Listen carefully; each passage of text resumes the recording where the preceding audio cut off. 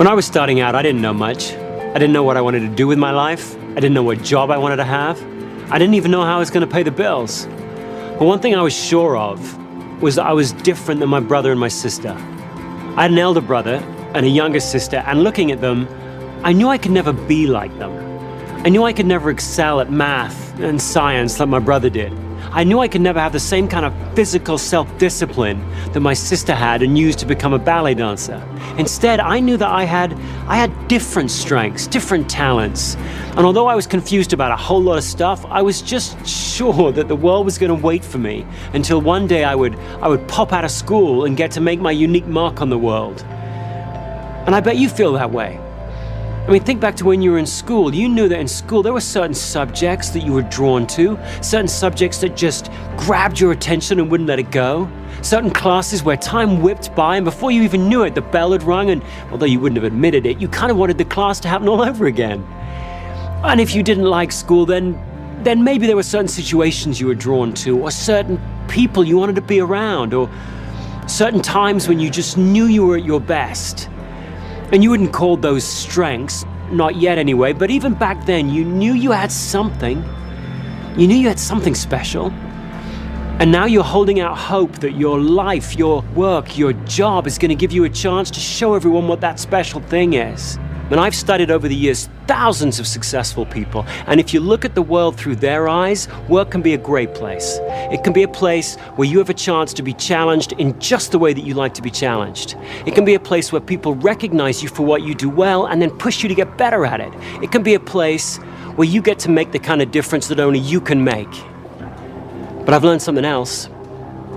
I've learned that only 2 out of 10 people actually get a chance to have a life like that. I've learned that only 2 out of 10 people get to play to their strengths at work most of the time. Now, the most successful people do, but only 2 out of 10 people get to experience that success.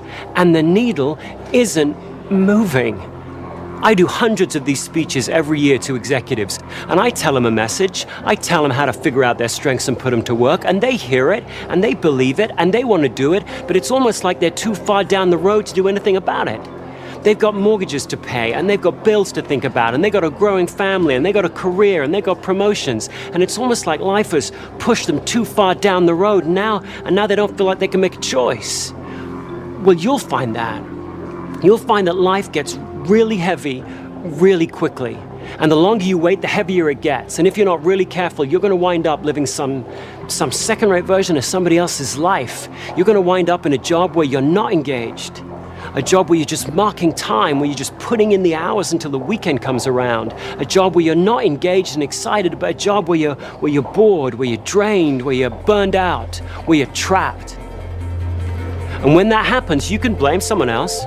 You can blame your teachers or your parents or your boss or fate. You can blame someone else, but the responsibility doesn't lie there. It lies with you. It lies with what you choose to do. So the question you got to get your head around right now, is how do you avoid that future? How do you avoid becoming one of the 8 out of 10 that don't play to their strengths? How do you get to build the kind of life where you are playing to your strengths in life most of the time? How do you build that life? How do you build that kind of success? What do you need to know? And what do you need to do before it's too late? Well, here are 3 myths that are going to hold you back. Now, other people are going to tell them that they're true, but they're not. You need to expose them for myths. You need to blow them up, figure out what's true, and then stencil it to your forehead, and don't let anyone ever tell you different. Here's the first myth, and everyone believes this one's true. The myth that as you grow older, your personality changes. It's not true. Here's what's true. As you grow older, you become more and more and more of who you already are. If you're really good at making friends now, you'll be even better at it in 20 years from now. If you're a neat freak now, then you're going to be a neater freak when you're 40. If you're an idea man now, you're going to be an idea man for the rest of your life. I have a son, Jackson. Jack's 6 years old, and already I know some stuff about Jack. I know this is a kid that craves structure. This is the kid that won't close the refrigerator door unless the ketchup's turned so the label's facing out. This is the kid where as I'm walking down a corridor in an airport pushing a cart, and I say to him, "Hey, Jack, jump on the cart, I'll push you around, it'll be great fun." This is the kid who very solemnly points to the little picture of the kid with the big red X through it, says, no way, it's against the rules. This is also a kid who's massively competitive. I don't mean in a way that all 6-year-olds prefer winning to losing. I mean in a way that when he is seized by it, he doesn't quite know what to do with himself. It's like a physical force. He's watching his favorite football team on TV and they start to lose, and he starts to squirm and twist in his chair, and after a while he just gets so angst up about it he has to jump up and bury his head in the cushions next door. Jack isn't going to grow out of it. He's going to have that same craving to win from 8 to 88. His dreams will change, his skills will change, his values will change, his beliefs will change, but the core of him, the strongest parts of his personality are going to remain the same. And so will yours. And that's okay. But of course what that means is that you need to get really good at describing what your strengths are. If your strengths don't change much during the course of your life, you need to become really specific at describing what they are. And most of us, frankly, are just terrible at that. You ask people in job interviews, what are your strengths? And people dance around and around that question and end up with vague, bland answers like, I'm good with people. I like making things happen. I'm a numbers guy. Well, no one's going to be impressed with that. If you're going to really push your time toward your strengths in life or in work, you've got to get much more specific than that. Now, you've been raised to believe that your strengths are what you're good at and your weaknesses are what you're bad at. But that's not true, is it really? Come on, think about it. You've got some stuff that you're good at that you hate. I mean, you're good at it, so people ask you to do it. In fact, they rely on you to do it, and maybe they've even pigeonholed you into doing it. But if you never had to do it again, it'd be too soon. What would you call that? I mean, I once had a friend who was a brilliant swimmer. At the age of 7, a lifeguard had seen him swimming in the sea, freestyle, told his parents had put him on a swim team, and all the way through school, he practiced and practiced. He did lap upon lap, swimming in the mornings, last thing at night, and he got on the swim team and he won meet after meet, broke record after record, and he hated it. In fact, he hated swim meets so much, he'd get crushing migraines before every one. What do you call that? What do you call that when nature's blessed you with a ton of ability and given you no appetite at all? Where you're brilliant at something and it bores you to tears. What do you call that? Well, you call that a weakness. A weakness is any activity that leaves you weaker after you've done it. Doesn't matter how good you are at it. If it leaves you weaker after you've done it, it's a weakness. And of course, a strength is the opposite. A strength, your strengths, are those activities that leave you feeling strong. Those things that you do that make you feel strong. You need to pay incredibly close attention to how you feel before, during, and after an activity, because your feelings will give you a clue to what your strengths are. If before you do an activity, you actually find yourself looking forward to it, it's a strength. If while you're doing it, you find that you're in the zone, time flies by, you can totally concentrate, it's a strength. If after you're done with it, you feel fulfilled, it's a strength. Not fulfilled as in, thank goodness that's over, but fulfilled as in jazzed or jacked up. That's a strength. Now, to discover what your strengths are then, you don't need someone to tell you what they are. You don't need to take a test. You can find out what your strengths are in a regular week of life. Here's what you should do. Just try this. Take a pad around with you for a week, and anytime you find yourself actually looking forward to doing something, doesn't matter what it is, anytime you find yourself actually looking forward to doing something, scribble it down. Anytime when you're doing something, you find yourself just really in the zone, stop for a minute, scribble it down. Anytime when you're done with something, you feel jacked up and enthused, scribble it down. Don't wait until the end of the day. Don't wait until the end of the week and try and recreate it. You'll end up being way too vague. Do it in the moment. And don't write stuff down that other people are doing to you. Don't write down, I felt strong when my manager praised me. That's the manager doing it to you. Write down stuff you're doing. Don't judge it, just write it down. Verbs, stuff you're doing. I felt strong when I helped my mom understand that point I was trying to make. I felt strong when I cleaned up my room. I felt strong when I was retiling the bathroom. Doesn't really matter what it was. Just write it down. If you feel strong before, during, and after it, scribble it down. And then at the end of the week, what you'll find is you'll have a long list of activities. Well, scan that list and pick the 3 that really leap out at you. Those are your strengths. And then when people ask you about your strengths in job interviews or in the work situation, or when you're trying to think about what you're going to do with your life, look at those 3 activities, talk about those 3 activities. Use phrases like, I'm at my best when, or I feel strong when, and then describe exactly what you wrote down. Be specific, be vivid. Now, other people are going to try and tell you that they know your strengths better than you do. Your parents, your teachers, your managers, but they don't.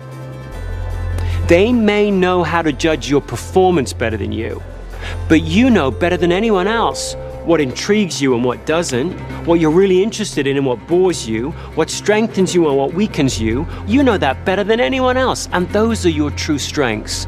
So learn how to describe them, own them, because those strengths are going to be what drives your performance.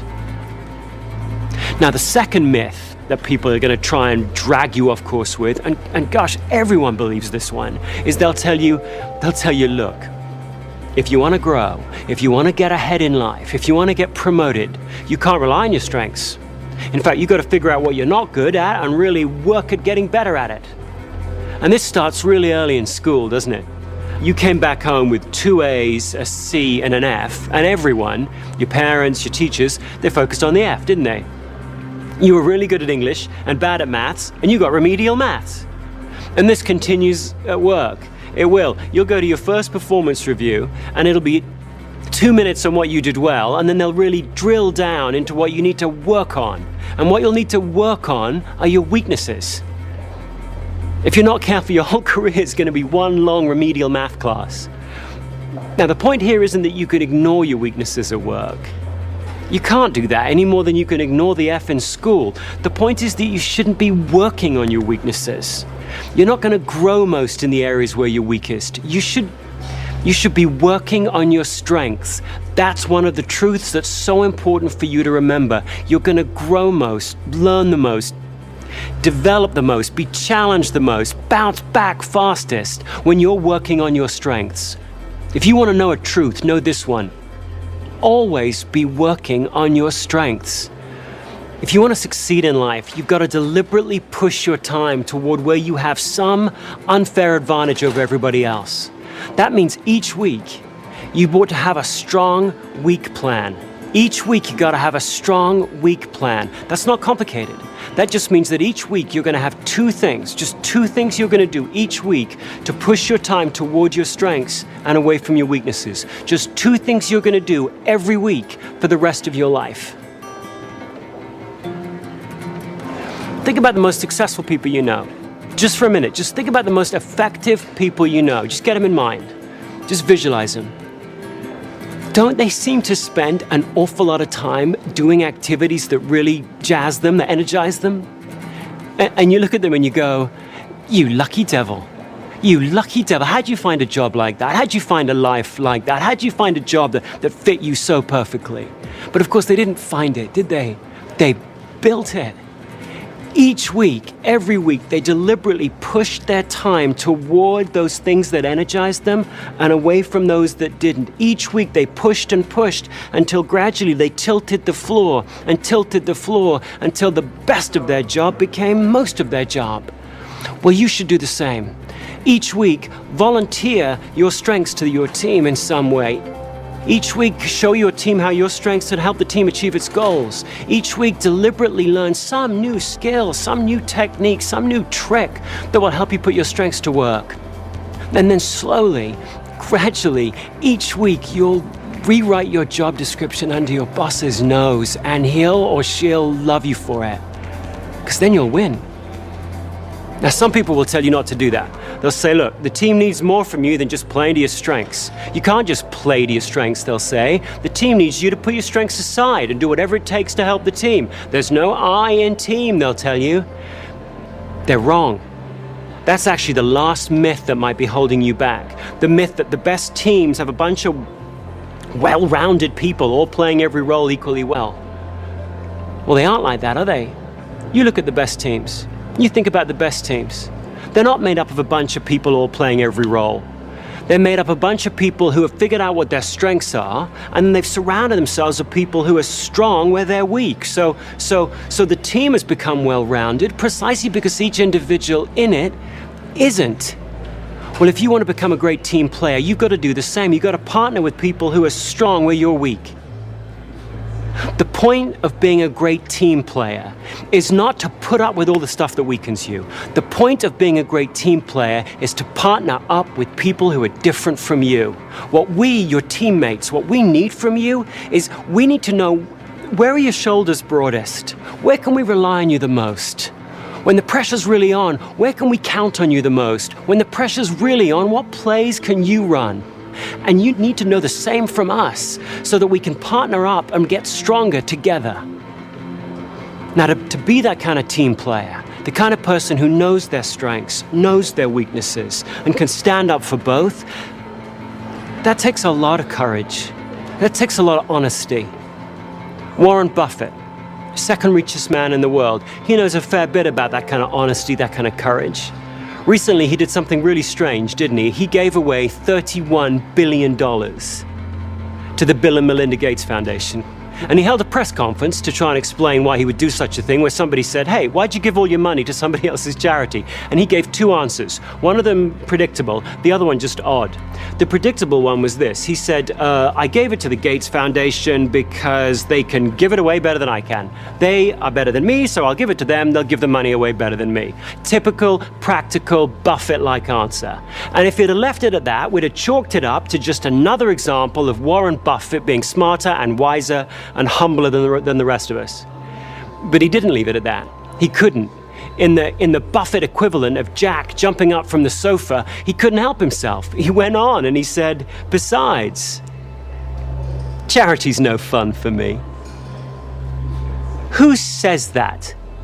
I mean, some of us may occasionally think that, but who says charity's no fun for me? Imagine the kind of courage and self-assurance it takes to stand up in front of the world and go, you know what? That's not me. In work, that would be like you saying, you know what? I don't want to be a manager. I don't like being responsible for other people's work. When everyone's telling you that to get ahead, you should want that you should want that job, that you should want to be promoted, it takes a strong person to be able to stand up and go, you know what? That's just not me. Now, when Warren Buffett said that, he wasn't trying to hand off all the rotten jobs off to somebody else. He wasn't saying that charity is stupid work. He wasn't disrespecting the goals of charity. He was saying something much wiser, much smarter, wasn't he? He was saying, look, I so respect the goals of charity, they can't be entrusted to a guy like me. Well, if you're going to be a great team player, you've got to have that kind of courage. You've got to have that kind of honesty. You've got to be able to take a stand for your strengths and then fess up to your weaknesses. And then surround yourself with people who are strengthened by the very things that weaken you. Then, and only then, are you going to achieve the kind of success that you always knew you could achieve. Now, I'm not saying this is going to be easy. It's not going to be easy to stay on your strengths path. Not least because other people, well-meaning people like your manager or your parents or whoever, are going to try and drag you off it. You'll go back, you'll use your strengths, you'll be successful, and then people will offer you a bigger job, a better job, with more money, a nicer desk, a better view. And some of those jobs you should take, but some of them you shouldn't, because they don't allow you to play to your strengths. And if you're not really careful, you're going to wind up over-promoted in a job that you shouldn't have. Well, the only person who has to stay clear-headed enough to figure out which doors to march through and which doors to slam shut is you. And I'm not saying this journey is without risk either. The whole strengths journey that you should be on for your life, there's risk to that. There's risk that one day you're going to go back and go all out with all of your strengths and not win. Like my son Jack will take all of his competitiveness, just really go all out with it and not outperform a competitor. That's a bitter pill to swallow, that is. Or maybe there's a risk that you'll go back and you'll say to your manager, I'm weakened by confrontation. And she'll go, like I care? You're trying to just hand off all the rotten stuff off to some other person. So yeah, there's risk that you'll be misunderstood. But a writer, Anais Nin, had a great line on risk. She said this, she said, and the day came when the risk it took to remain all tight in the bud became greater than the risk it took to blossom. There's risks to blossoming. There's risks to betting your life, your career, your success, your satisfaction on your strengths. But you know that from this day forward, the risks of not doing so are far greater. Because here's what I know. One, I know you have strengths. Whatever you think about in terms of your strengths and weaknesses, there are certain activities that make you feel strong. You have strengths. Two, I know that no one's got quite the same configuration, quite the same pattern of strengths and weaknesses as you do. The least interesting thing about you is your race, your sex, your age, your nationality. All the really interesting, unique things about you are beneath the surface, and no one's got quite the same strengths and weaknesses as you. Third, I believe that you'll be your most creative, most effective, most productive, most resilient when you figure out how to play to your strengths most of the time. And last, I believe that everyone will win when you do. You'll win, your company will win, your friends will win, your family will win, the world will win, everyone will win when you do. That's what I believe. But it doesn't matter what I believe. In the end, it matters only what you believe. So let tomorrow be a different day than today was. Let tomorrow be a stronger day than today was. By which I simply mean let tomorrow begin with you looking in the mirror and saying to yourself, what are my strengths and how can I contribute them today? And then let every day after that start the same way. Because you've always known what your strengths are. You've always known what was inside of you. So trust them, be proud of them, and go out and make your mark.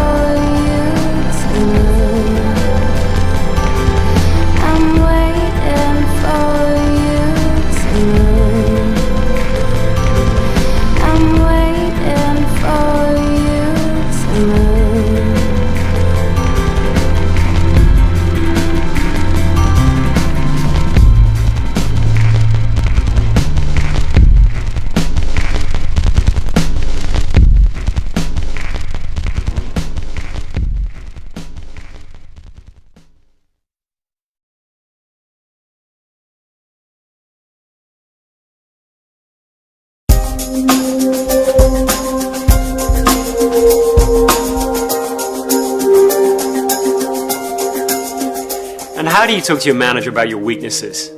I mean, in most working places that I've been into, you're not supposed to have any weaknesses. By the time you get to any level of responsibility at all, you're supposed to be well nigh perfect. I mean, imagine walking into your manager's office and going, I don't have a strategic bone in my body. No, just strategy, surgically removed at birth for me. I can ask lots of what-if questions, I just don't have any answers. Or how about walking in and going, no, I'm just not a visionary. Can't see anything beyond around what's the next corner. Sorry, functionally blind beyond that area. I mean, who says that? Who says that? It sounds like you're like a First World War soldier going up to your captain and saying, I'm not really a go up over the trench kind of a soldier. I'm more of a stay at home, clean up the trench. You guys go up over the trench, I'll come back, it'll be spotless. I mean, come on. Who says that these days? And yet you've got to have the conversations. You've got to be able to talk to your manager about what weakens you. If for no other reason, then he or she's got to figure out how to cast you in the right roles. If you're going to manage around your weaknesses, you've got to talk to someone about it. You've got to talk to your manager about it. How do you do that? Well, here are two suggestions. First, don't say, this is a weakness of mine. Say, this is where my productivity is going to be lowest. In this area here, with this activity here, you're going to see less persistence from me, less creativity from me, less resilience from me. I'm not saying that to whinge, I'm just saying that to tell you. Second, have a couple of things that you think that you can do about it. If you're weakened by long meetings, say, and I figured out, here's a really nifty way to shorten this meeting up, what do you think? If you're weakened by doing the PowerPoint presentations and you're drained by it, have a solution or a suggestion as to who might come in and do that with you, or something, some action that can be taken, so that you don't come across as someone walking in and whining all over your manager as though he or she should jump to it and try and make your world perfect. Your manager's job isn't to make your world perfect. Your manager's job is to drive performance with you. But to do that, they will need to have you take the responsibility for coming in and saying, hey, in these activities over here, these are where I am least productive, least effective, least creative. So long as you can phrase it that way, and so long as you can come up with a couple of things you think you can do right now to mitigate it, that's going to be a much more productive conversation. Try it.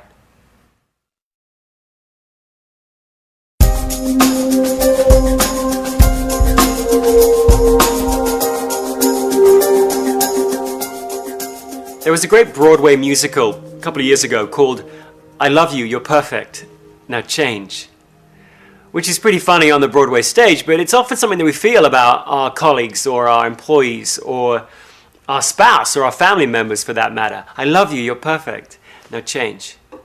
And it raises the question, how much of a person can you change after you've hired them? How much of a person can you change when you're working with them? Which parts of you are changeable over the course of your life and which parts aren't? That's knowable. There's an answer to that question. The answer is that we can change your skills and your knowledge, but we can't change your talents. We can't change your enduring patterns of thought, feeling, or behavior. As an example, I can teach you the skill. A skill is a how-to. I can teach you the skill of how to present your product to a potential customer. Let's say you're a salesperson. I can teach you how to do that. I can teach you how to stock a shelf. I can teach you how to give an injection. I can teach you how to lay out a letter. I can teach you how to lay out a presentation. I can teach you all those how-to skills. The other thing we can change about you is your knowledge. I can change what you know about the competitive landscape out there. I can teach you what you know about the product that you're presenting or that you represent. I can teach you what you know from experience. So over time, your experience can change. I can teach you what you know about yourself. I can change your self-awareness. And I can change your values, which are part of knowledge. It's part of what you think to be important, what you know to be valuable in life. Clearly, over the course of your life, your values change. Your values at 15, what you think is totally important at 15 is not the same as what you think is totally important as 85. So I can change your values. Skills and knowledge, those can change. Your talents, your enduring patterns of thought, feeling, and behavior, those are enduring by very definition. So if you're competitive, if you're one of those people that instinctively compares what you're doing against somebody else, that loves pitting yourself against a peer on a level playing field and winning, you just get jazzed by that, I can't bleed that out of you. I can't berate that out of you. I can't make you ever believe that losing means nothing. I can't make you ever believe that it's not whether you win or lose, it's how you play the game. You'll never believe that if you're a competitor. If you're empathetic, if you're deeply empathetic and you feel the emotions of those around you, I can't change that in you. Flip that around. If you're not very empathetic at all, if you're one of those people who could be someone's best friend and never know it, then I can help you get a little better. I can teach you that empathy exists. I can teach you that other people have emotions that aren't yours. And I can teach you 2 or 3 skills that you might need to learn to be a better listener. I can teach you all that. But the only thing I'm going to do there is help you go from having no empathy to having some sort of karaoke version of empathy. I can help you get a little better. But in terms of those deep, recurring patterns of who you are, how empathetic you are, how focused you are, how competitive you are, how strong your need for achievement is, how driving your craving for significance is, how altruistic you are, I can't change those about you. Those are recognizable to you and your friends in the schoolyard, and they'll be recognizable by your grandkids when you're 85 years old. Those are the enduring parts of who you are. You need to trust them, own them, honor them, and then figure out a way to combine them with skills and knowledge, and so make a real impact in the world.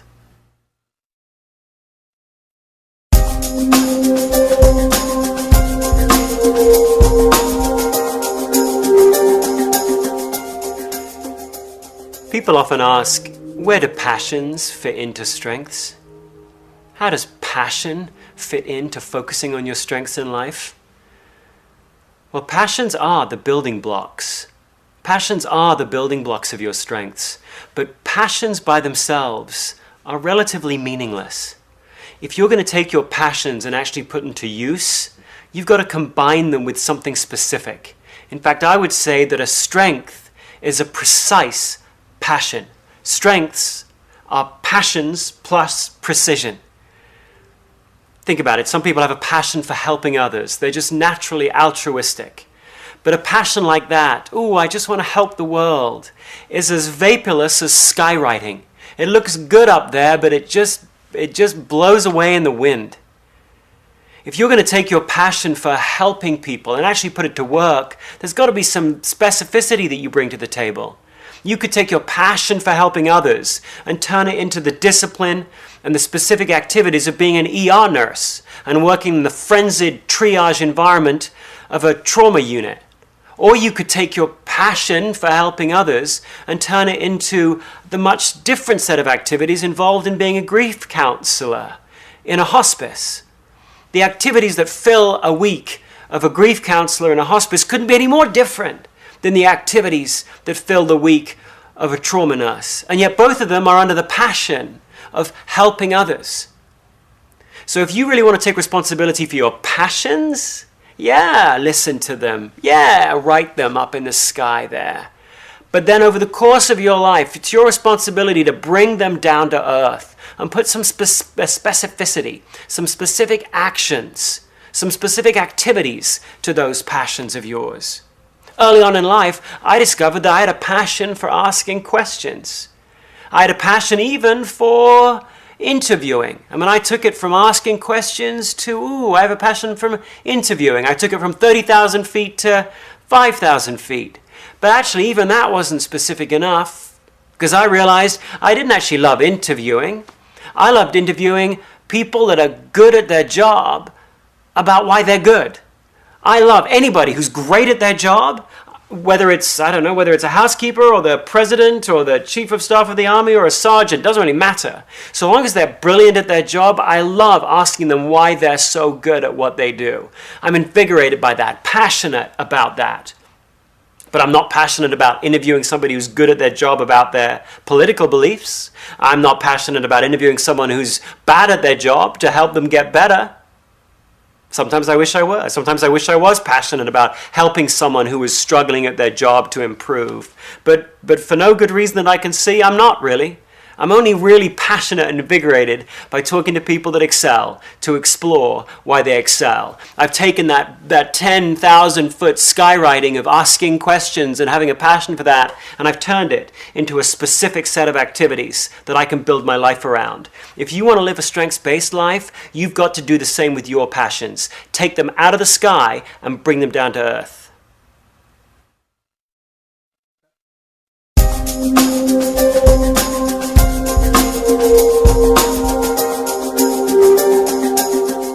I once worked with this guy that just bugged me. I didn't want him to bug me. I wanted to like him, but he just bugged me. Let's call him one-upmanship guy, because he was that guy who always had to have one thing better than you. If you had an idea, he'd have one better.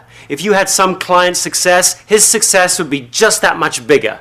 He was the guy where if you said you'd climb Mount Everest, he said he'd climb to the moon. He was that guy, just always one thing better than you.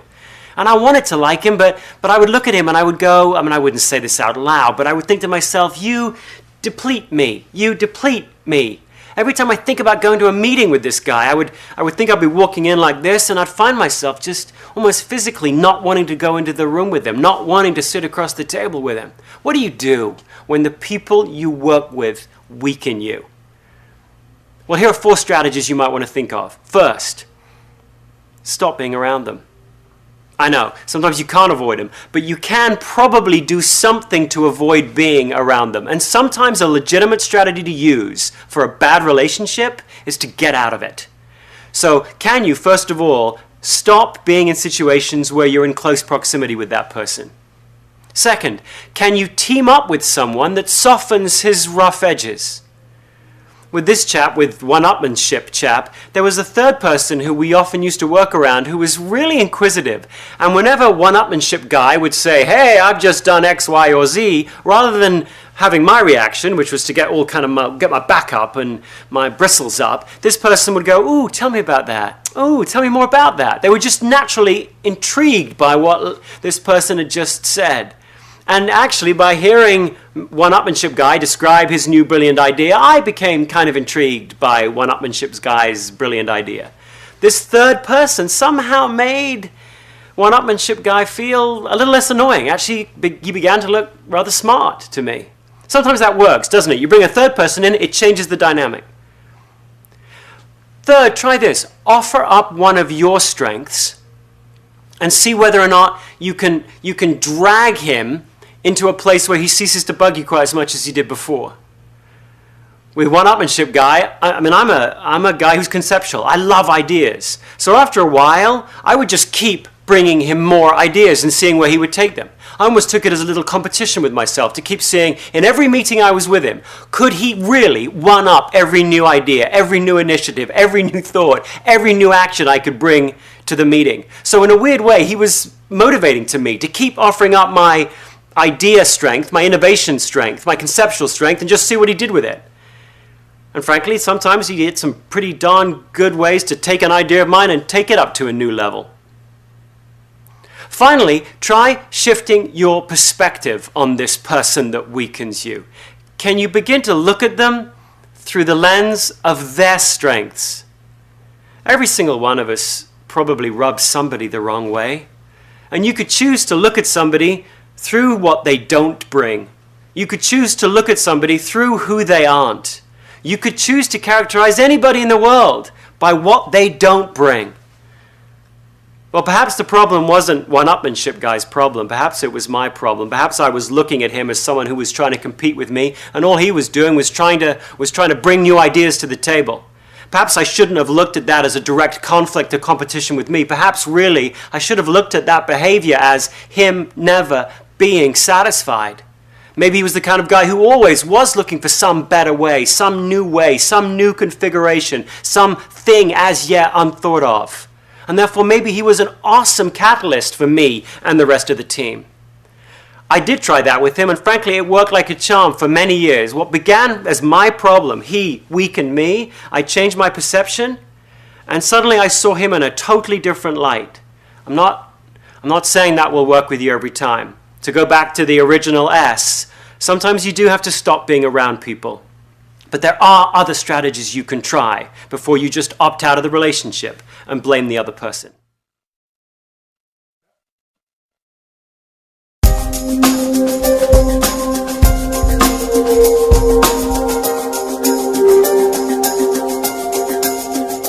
It's hard to talk about your strengths with your manager, isn't it? Because half the time it sounds like you're boasting.